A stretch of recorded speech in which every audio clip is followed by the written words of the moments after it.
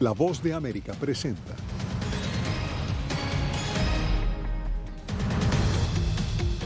Masacre racial en Búfalo conmociona a Estados Unidos.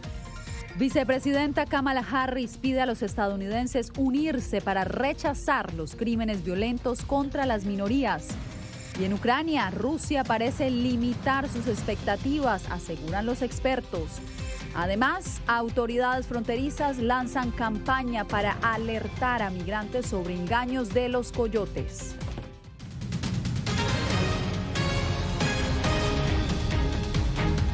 ¿Qué tal? Bienvenidos desde Washington. Comienzan las noticias en El Mundo al Día.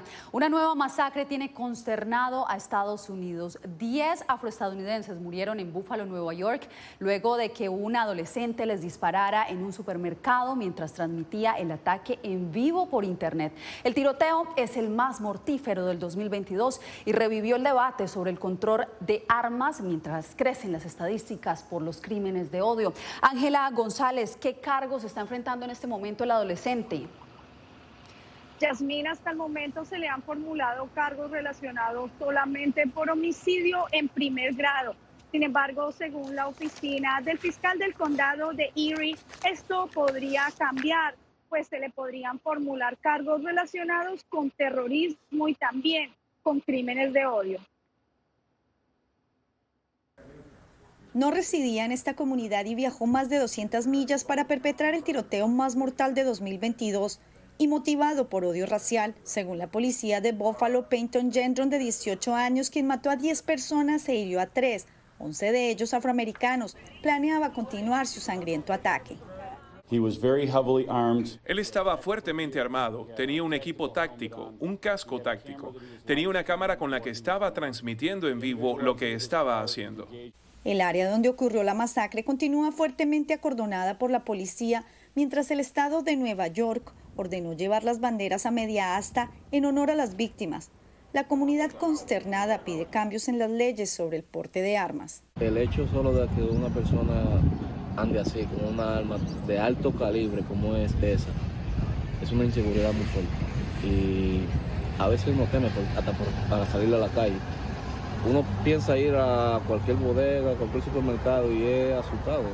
En lo corrido del año, los crímenes de odio ya han aumentado en un 76%, según estadísticas del Departamento de Policía de Nueva York. Poco a poco se va revelando la identidad de las víctimas, como el ex policía Aaron Salter y la voluntaria de la iglesia Pearl Young. Afrolatinos en Estados Unidos temen por su seguridad. En Michigan hay muchos sitios que te miran mal. No quieren que tú estés en un vecindario con ellos, porque ellos se sienten humillados. A pocas horas de este tiroteo, la comunidad de la iglesia de Laguna Woods, en California, fue testigo de otro ataque con armas que dejó una persona muerta y 4 heridos en estado crítico. Y el alcalde de la ciudad de Nueva York, Eric Adams, anunció también que llevará a cabo una vigilia esta misma noche en el legendario barrio de Harlem, que es conocido por su alto porcentaje de habitantes afroamericanos, esto en honor a las víctimas de este tiroteo. Yasmín. Ángela, gracias por el reporte. Y el hecho fue calificado por la Casa Blanca como una epidemia de odio. Este ataque, perpetrado por un hombre blanco contra personas negras, ha renovado la presión sobre las promesas de la administración Biden respecto al porte de armas. Jorge Agobián, ¿qué más dijo el presidente? Yasmín, hay que recordar que este ataque, esta masacre, es un recordatorio del creciente y preocupante número de casos de crímenes de odio en los pasados meses y años, de los que por supuesto no escapan los latinos y también los asiáticos, así como comunidades religiosas en Estados Unidos. Desde aquí, desde la Casa Blanca, ese es el mensaje que se ha dado, que es una epidemia de odio, y por supuesto eso ha traído críticas, pero también la presión sobre esta administración. Uno de los mensajes más contundentes de esta jornada fue el de la vicepresidenta Kamala Harris. Esto fue lo que dijo. La epidemia de odio está tomando un nivel de violencia en el caso de lo que pasó en Búfalo, y lo hemos visto en otros lugares de nuestro país, y todos debemos pronunciarnos en contra. El odio contra cualquiera de nosotros deberíamos interpretarlo como odio contra todos nosotros como nación. Como lo decía, esto reaviva la presión a la Casa Blanca, que el propio presidente Joe Biden ha dicho que el tema del control de armas es una de sus prioridades. De hecho, en el mes de abril presentó una estrategia nacional en la que se hablaba del extremismo, pero también la violencia de armas, y para eso encomendó al Departamento de Justicia. Sobre esa estrategia habló también durante esta jornada desde aquí, desde la Casa Blanca, el secretario de Seguridad Nacional, Alejandro Mayorkas. Esto fue lo que dijo.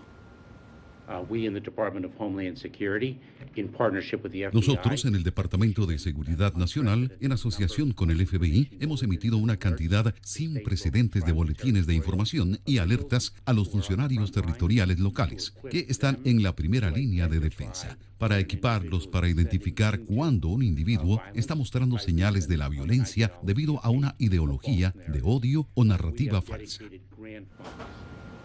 Y aunque este es un tema de larga data y que basa a los dos partidos políticos aquí en Estados Unidos, en el tema legislativo no ha habido una respuesta. En el pasado ha habido intentos de la bancada demócrata de presentar leyes que regularicen el tema del uso de armas de fuego en Estados Unidos, pero han sido bloqueadas por algunos republicanos en el Congreso estadounidense. También vale destacar que durante la jornada de mañana martes estará viajando el presidente Joe Biden acompañado de la primera dama a Buffalo, el lugar donde ocurrió esta masacre. Estaremos monitoreando lo que suceda mañana también, Jorge. Era Jorge Agobián desde la Casa Blanca. Gracias.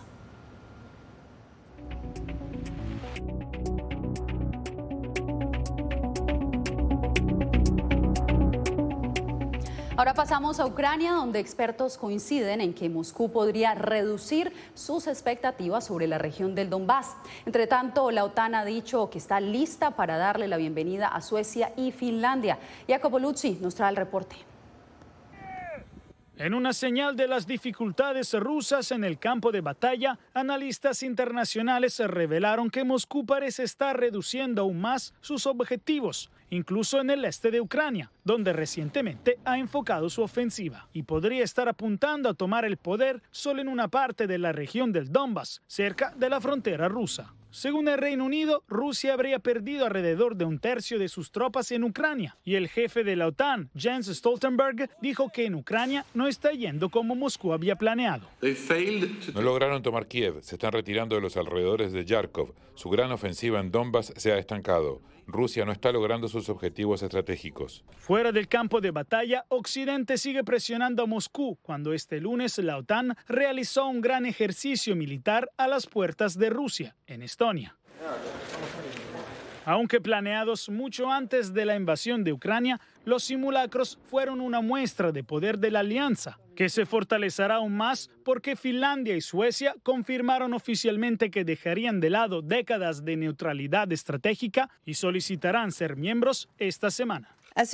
Como miembro de la OTAN, Suecia no solo fortalecería su propia seguridad, sino que también contribuiría a mejorar la seguridad en la región del mar Báltico y para la OTAN en su conjunto. Entre tanto, a medida que continúa el éxodo de negocios occidentales de Rusia, McDonald's dijo el lunes que ha iniciado un proceso para vender su negocio ruso y está buscando un comprador local para su cartera allí, que incluye 850 restaurantes.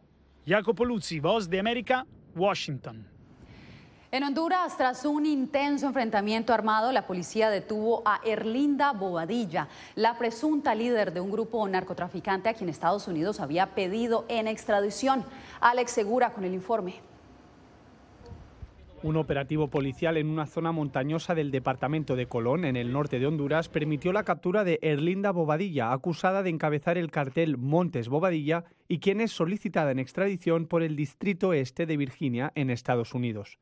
Tras el operativo se confirmó la captura de otras personas no identificadas y la muerte de Alejandro Tito Montes Bobadilla, hijo de Erlinda y cuya extradición también buscaba Estados Unidos por el delito de narcotráfico. Las practicadas nos llevan a una estructura criminal que viene operando desde hace tiempo, con un entramado muy difícil en una zona donde actuaban con cobertura y también con vinculaciones con otras estructuras criminales. Las autoridades estadounidenses sostienen que el cartel Montes Bobadilla abastecía, transportaba y distribuía drogas, entre otras operaciones de origen ilícito, a través de América Central, México y Estados Unidos. Los detenidos también ya fueron extraídos del sector por cuestiones de seguridad, las 3 personas detenidas más, y se está haciendo el levantamiento también de al menos 6 armas de fuego encontradas. El pasado 2 de mayo, el Departamento de Estado de Estados Unidos ofreció una recompensa de hasta $5 millones por información que diera con la captura de Erlinda Bobadilla y sus hijos Tito y Juan Carlos Montes Bobadilla, identificados como narcotraficantes. En este caso, el juez de extradición dictó arresto provisional para Erlinda Bobadilla y estableció la audiencia de presentación de pruebas para el próximo 14 de junio. Alex Segura, Voz de América.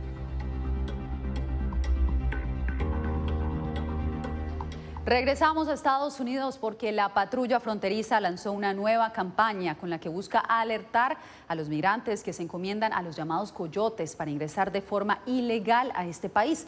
Laura Sepúlveda nos dice de qué se trata. El costo-riesgo-beneficio de contratar a un coyote que les ayude a cruzar ilegalmente la frontera es más alto de lo que algunos migrantes conocen. A veces, por ejemplo, hay vinculación entre redes de trata de personas y coyotes. A veces ellos les cobran una cuota, pero por el otro lado también tienen vínculos con botaneros, con centros de prostitución. Cada vez traen más personas y no les importa traerlos en un camión a cientos de personas, decenas de personas. La experta Guadalupe Correa califica a esta población como víctimas invisibles. La patrulla fronteriza ha lanzado una campaña para subrayar los riesgos a los que se exponen los migrantes. Y lo que hemos visto es que muchos coyotes, polleros, contrabandistas, como les digan, están creando una idea de que al final del título 42, que fue una orden pública por la pandemia, que simplemente no se van a aplicar las leyes migratorias, y ese no es el caso. Las leyes migratorias de Estados Unidos siguen vigentes. Son ilusiones que ven a los criminales a migrantes, quienes por su prisa de cruzar la frontera se confían en mentiras sobre el procedimiento migratorio. A diario estamos viendo que los contrabandistas estafan a la gente, los ponen en mucho peligro, en muchos casos los llevan a la muerte y realmente están extorsionando a la gente por ganancia propia. Una publicidad engañosa a través de redes sociales, incluyendo WhatsApp, ha sido detectada para captar la atención de migrantes. La campaña de la patrulla fronteriza apunta a las mismas redes sociales. Lo que es el asilo en Estados Unidos es muy limitado. No aplica para nadie que esté huyendo de violencia generalizada. No aplica por razones económicas. Laura Sepúlveda, Voz de América, Texas. Y justamente 14 migrantes nicaragüenses han muerto en lo que va corrido de este año intentando llegar a Estados Unidos. La mayoría se han ahogado en el río Bravo. Según una investigación periodística, la migración ha aumentado como efecto de la crisis económica y política en ese país. Donaldo Hernández tiene la historia. María Mercedes Pérez sostiene con nostalgia el retrato de su hija Gabriela Espinosa. El 21 de marzo vio en el río Bravo el cuerpo sin vida de su hija, quien pereció ahogada cuando intentaba llegar a Estados Unidos. Ese río es una amargura que le deja a cada madre en su corazón. Gabriela, de 32 años, emprendió viaje a Estados Unidos sin la debida documentación para procurar mejores oportunidades económicas para su familia. Ir a buscar ese sueño americano inverso y lo que tuvo que encontrar que fue la muerte. En lo que va del año, 14 nicaragüenses han muerto intentando llegar a Estados Unidos, en su mayoría ahogados en el río Bravo, según una investigación de la revista Confidencial, especializada en migración nicaragüense y dirigida por Carlos Fernando Chamorro, uno de los periodistas más influyentes de la nación centroamericana. Gianluca Jiménez perdió a su padre y a su hermano. No estaban acostumbrados a enfrentar esas aguas que sabemos que son distintas a un lago, por ejemplo, que donde hay mucha fuerza. Son 2 golpes duros para mí, porque son 2 seres que yo quería demasiado. De enero de 2021 a enero de 2022, la patrulla fronteriza de Estados Unidos practicó más de 98.000 detenciones de nicaragüenses en la frontera con México. Pero los riesgos no hacen desistir a muchos nicaragüenses, que incluso toman clases de natación para cruzar el río Bravo. Donaldo Hernández, Voz de América. En minutos, mayor equidad en el trasplante de órganos busca California con una nueva iniciativa. Les contamos al volver.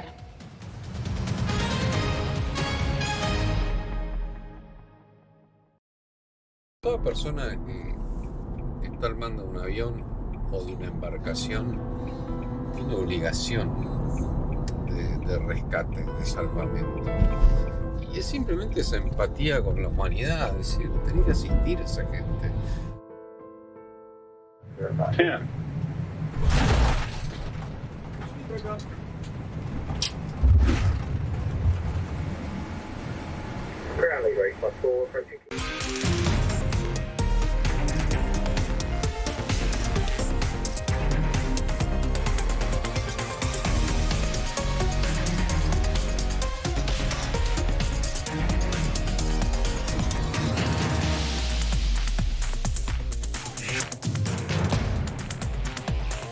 Venezuela 360, cada semana por La Voz de América.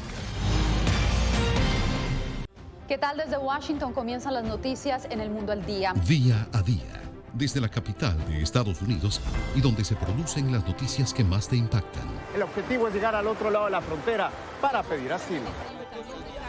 La Voz de América te conecta con El Mundo al Día, los hechos más allá de la noticia, para que tomes decisiones bien informadas, en el lenguaje que quieres, donde quieras y como prefieras.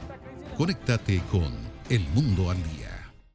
La Voz de América te invita a ser parte de nuestra familia a través de las redes sociales. Encuentra en tu muro las últimas noticias de tu país en su conexión con Estados Unidos, la región y el mundo. Historias que empoderan las voces latinoamericanas de política, economía, salud, actualidad, balanceadas y precisas. Únete a un equipo de origen hispanoamericano que trabaja para conectarte con los tuyos. Síguenos en Facebook y conviértete en protagonista de una historia que tú mismo ayudarás a construir.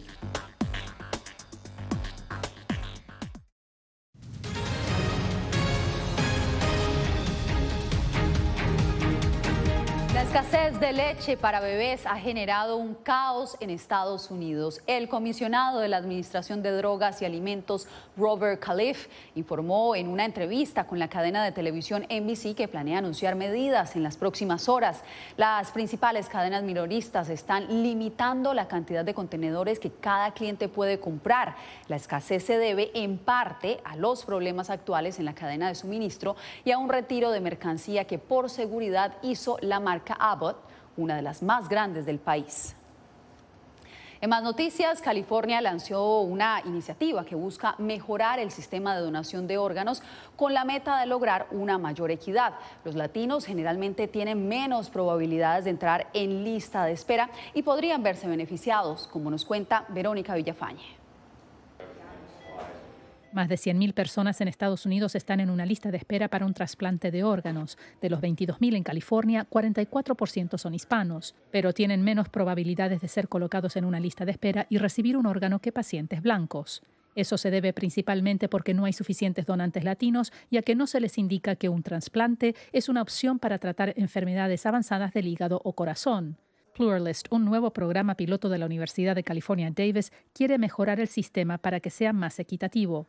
El doctor Martín Cadeiras, director médico del programa de trasplante cardíaco, explica el principal objetivo. Aumentar el número de donantes de órganos que existen, trabajando con la población para poder entender cuáles son los miedos, los mitos que pueden existir acerca de la donación de órganos. Cadeiras resalta que un trasplante de órgano tiene mejor probabilidad de éxito si el donante es del mismo origen étnico. El programa promoverá información en redes sociales y medios digitales para que más latinos se inscriban al registro de donantes y conozcan cómo acceder a trasplantes. Yo veo más frecuentemente pacientes que tienen enfermedad cardíaca, que la desarrollan por años y muchas veces van de médico en médico buscando soluciones o entran al hospital y nunca se habla de la posibilidad de un trasplante. También se enfocará en la prevención para evitar la necesidad de un trasplante. A través de mejorar el cuidado de los factores de riesgo, como la presión arterial, que es común para las enfermedades renales. Se espera compilar información que permita entender mejor las necesidades y acceso a los trasplantes en comunidades latinas y otras minorías. Verónica Villafañe, Voz de América, Los Ángeles. La oleada de empleados en Estados Unidos que renuncia a sus trabajos no termina. El Departamento de Trabajo informó que otros 4.5 millones de estadounidenses dejaron sus empleos en marzo. La situación es preocupante. Adriana Arévalo nos reporta que, según los expertos, la inflación exacerbará esa tendencia. Pese a la creación récord de 11.5 millones de empleos durante el mes de marzo, en Estados Unidos persiste una deserción laboral que afecta a industrias como el turismo, entretenimiento, alimentación, construcción y muchas más. Expertos aseguran que la tendencia se ha exacerbado con la inflación, pues ha hecho que los empleados evalúen sus prioridades. ¿Tiene todos los recursos? ¿Qué tipo de cultura y de cómo se siente ese empleado todos los días venir a trabajar? ¿Se siente a gusto? ¿Se siente que es parte de una familia, que es parte de un propósito, que es parte de algo más grande? Porque si no, todos se van a seguir reevaluando esto. Entonces, ¿cuál es el trabajo ideal? De acuerdo con Brianda Barrett, reclutadora profesional, la mejor oferta debe incluir mucho más que dinero y beneficios de salud. Lo que tienen que hacer las compañías, que sea un restaurante o un casino, es que van a tener que, no nada más, a lo mejor si es posible, pagar más, pero van a tener que tener otros beneficios, no nada más de visión y dental, sino van a tener que tener otro tipo de beneficio para que las personas que estén aplicando quieran trabajar ahí. Jornadas de 4 días laborables por semana, descuentos para entretenimiento familiar, ayudas financieras para transporte y otros gastos y, por supuesto, la cada vez más popular flexibilidad para trabajar desde casa son algunas de las cosas que cada vez más empresas suman a su lista de beneficios para atraer y retener más empleados. Adriana Arevalo, Voz de América, Las Vegas. Más adelante, justicia venezolana inicia juicio contra el periodista y activista opositor Roland Carreño.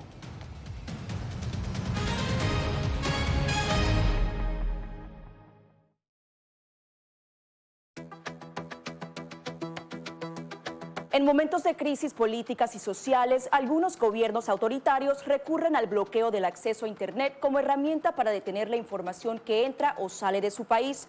No obstante, existen algunas alternativas que te ayudarán a continuar conectado a la red a pesar de la censura oficial. Una de las más efectivas es el VPN o red virtual privada por sus siglas en inglés.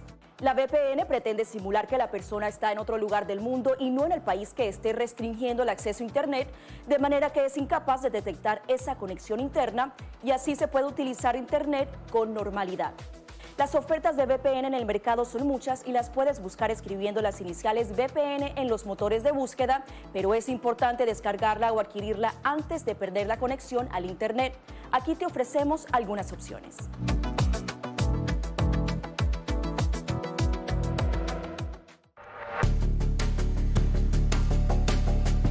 Durante el brote del COVID-19, los estafadores pueden tratar de aprovecharse de personas vulnerables a través de diversos métodos que van cambiando con frecuencia. Es posible que lo contacten por teléfono, correo electrónico, mensajes de texto, correo postal o redes sociales. Ten cuidado con ofertas de kits de supuestas pruebas caseras, curas milagrosas o pruebas inmediatamente accesibles. Response Act has made coronavirus testing more accessible immediately. Tras un desastre, organizaciones caritativas falsas aparecen afirmando que tienen vínculos con otras reales. Siempre verifica que la organización sea legítima. Alguien que asegura que trabaja en el gobierno puede pedirte tu información personal o intentar cobrarte cuotas falsas para así ingresar tu cheque de estímulo.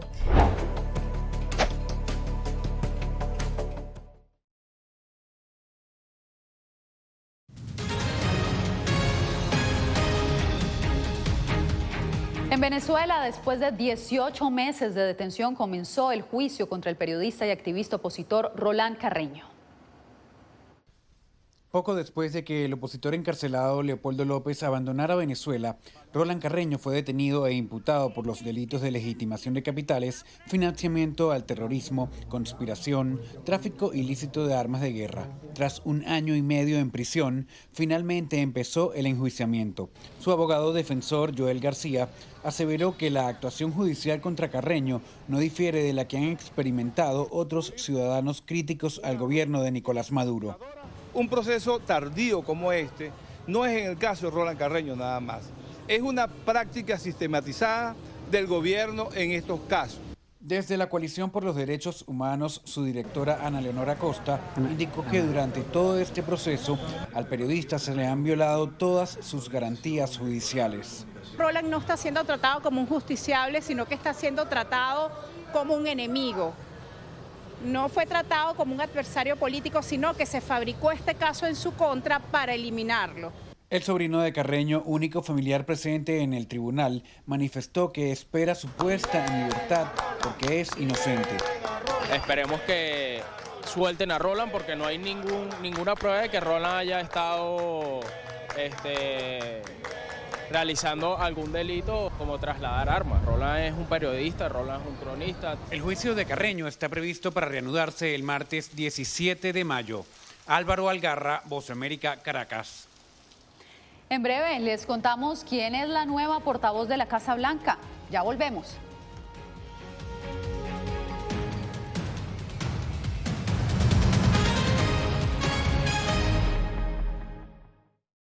Toda persona que está armando un avión o de una embarcación tiene obligación de rescate, de salvamento. Y es simplemente esa empatía con la humanidad, es decir, tenés que asistir a esa gente. Yeah.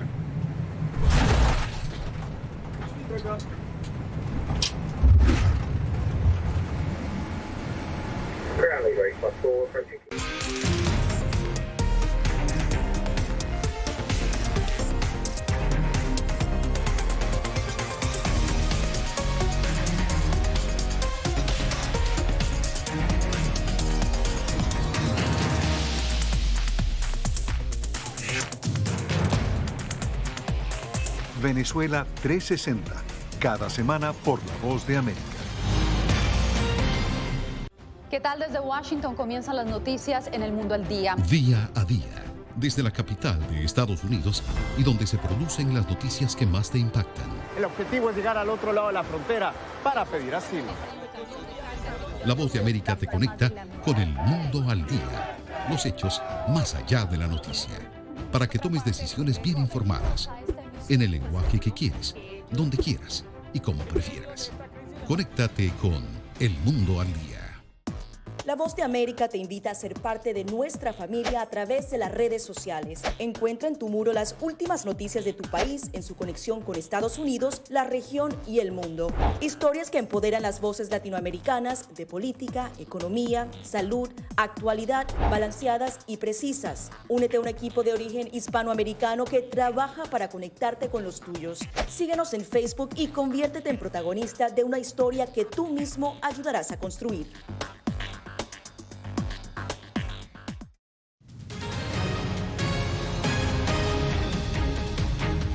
Desde este lunes, la Casa Blanca tiene nuevo rostro ante los medios de comunicación. Ahora, Karine Jean-Pierre encabezará las sesiones informativas de este gobierno. Karine Jean-Pierre es la primera afroestadounidense y la primera persona perteneciente a la comunidad LGBTQ en ejercer la vocería de la Casa Blanca. Pero su rostro no es nuevo. Ella ha sido asesora comunicacional del presidente Biden desde la campaña electoral. Thanks, everybody. Thank you. Jean-Pierre es hija de padres haitianos, oriunda de la isla caribeña Martinica. Tiene 47 años y creció en Queens, Nueva York. Su ascenso a este cargo coincide con los llamados de la comunidad afroestadounidense para que aumente su representación en puestos gubernamentales de alto nivel. Entiendo lo importante que es para tantas personas, tantas comunidades diferentes en las que estoy sobre sus hombros y lo he estado a lo largo de mi carrera. Entonces, es un honor y un privilegio estar detrás de este podio. Karine Jean-Pierre tiene una larga y exitosa carrera profesional. Trabajó en la Casa Blanca del presidente Barack Obama. Ha sido directora de campañas políticas, activista, comentarista política para medios de comunicación en Estados Unidos, entre ellos la cadena NBC. El presidente Biden ha dejado claro el rol que busca en quien lidere la vocería de la Casa Blanca y Jen Psaki lo manifestó durante su última alocución. Y realmente de lo que hablamos durante la mayor parte de nuestra conversación fue la importancia de devolver la integridad, el respeto y el civismo a la Casa Blanca. El nombramiento de Jean-Pierre ocurre poco tiempo después de que el Senado confirmara a Ketanji Brown Jackson como la primera magistrada afroestadounidense de la Corte Suprema. Y en muchos lugares del mundo, algunas personas pudieron apreciar el eclipse lunar de este domingo, también conocido como luna de sangre. un momento en el que la Tierra queda entre la Luna y el Sol, eclipsando la luz del astro y generando esta imagen que ustedes están viendo, una imagen rojiza. El fenómeno astronómico, que duró varias horas, lo pudieron ver en numerosas naciones en varios continentes, incluyendo varias regiones de Estados Unidos. Otros como nosotros aquí en Washington DC nos quedamos con las ganas de verlo debido a la abundante nubosidad. Con esta imagen me despido.